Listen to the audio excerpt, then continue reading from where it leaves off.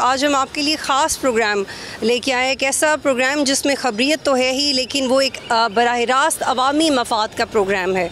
कभी कभार हुकूमतें या इदारे ऐसे प्रोजेक्ट सामने लेके आते हैं जो सहाफ़ियों की ज़िम्मेदारी होनी चाहिए कि वो ना सिर्फ उसकी ख़बरियत बल्कि उसका अवामी फ़ायदा देखते हुए भी उसको ज़रूरी समझें कि हम उसको टीवी स्क्रीन्स और सोशल मीडिया स्क्रीन्स पे लेके आएँ।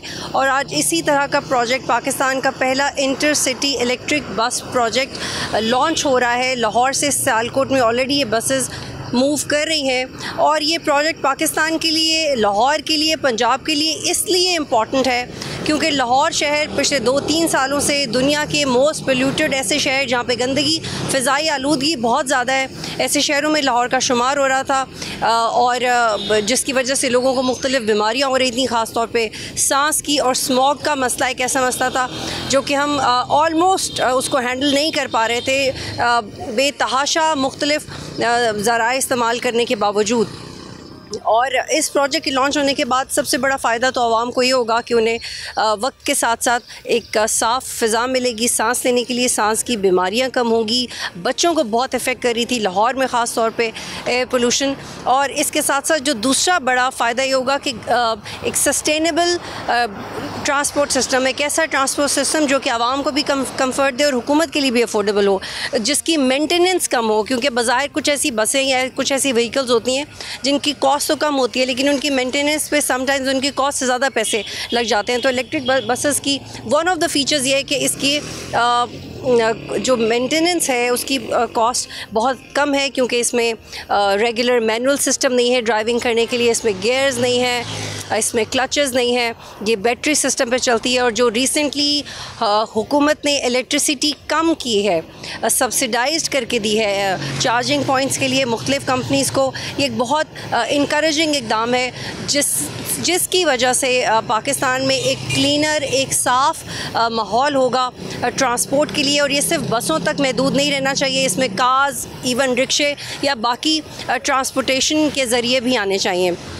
आपके साथ कुछ इम्पॉर्टेंट फैक्ट्स शेयर करते हैं इस खबर के हवाले से कि हुकूमत का अंदाज़ा है कि तकरीबन 50,000 से 1.5 लाख रुपए की सरमायाकारी से मोटरसाइकिल, 3 पहियों वाली गाड़ियां, 800 सीसी तक की गाड़ियों को बासानी इलेक्ट्रिक इंजन में मुंतकिल करवाया जा सकता है। 1 करोड़, सिर्फ 1 करोड़ मोटरसाइकिल्स के ऊपर तकरीबन $6 अरब का पेट्रोल सालाना दरामद किया जाता है, जो कि एक बहुत बड़ी कॉस्ट है। लेकिन अगर ये सारी व्हीकल्स, ये सारा transport system with the passage of time electric system की तरफ जाता है तो ये बहुत ज़्यादा पैसा है जिसको बचाया जा सकता है।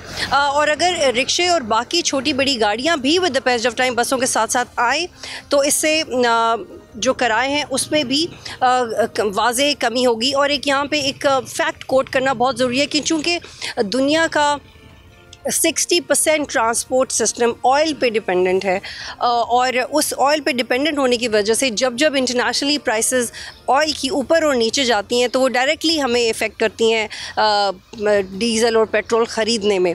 लेकिन अगर वक्त के साथ साथ पाकिस्तान का जो ट्रांसपोर्ट का निज़ाम है वो अपना इन्हिसार करे इलेक्ट्रिसिटी के ऊपर और इलेक्ट्रिक व्हीकल्स के ऊपर, EVs के ऊपर, तो डेफिनेटली उसको तेल की ज़रूरत कम पड़ेगी। बल्कि कुछ रिपोर्ट्स के मुताबिक तो आने वाले वक्त में जो तेल की मांग है उसमें एक वाज़े कमी नज़र आएगी।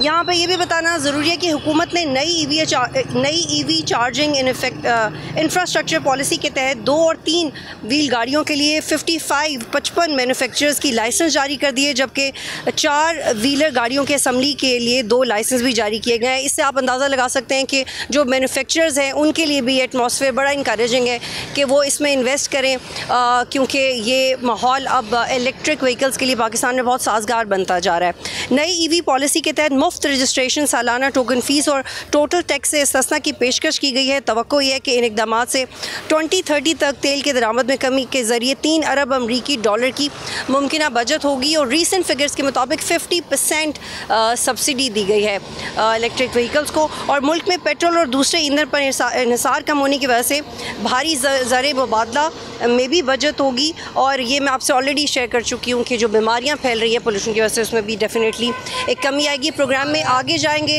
हम आपकी उन लोगों से बात करवाएंगे जो इससे मुतल्लिका हैं, जिन्होंने इस आइडिया को कंसीव किया, इसमें मेहनत की, उनको क्या चैलेंजेस आए, how they going to maintain this, क्या गवर्नमेंट उनको 100% सपोर्ट करी है, ये सारे सवाल जाके आपको प्रोग्राम में इनका जवाब मिलेगा।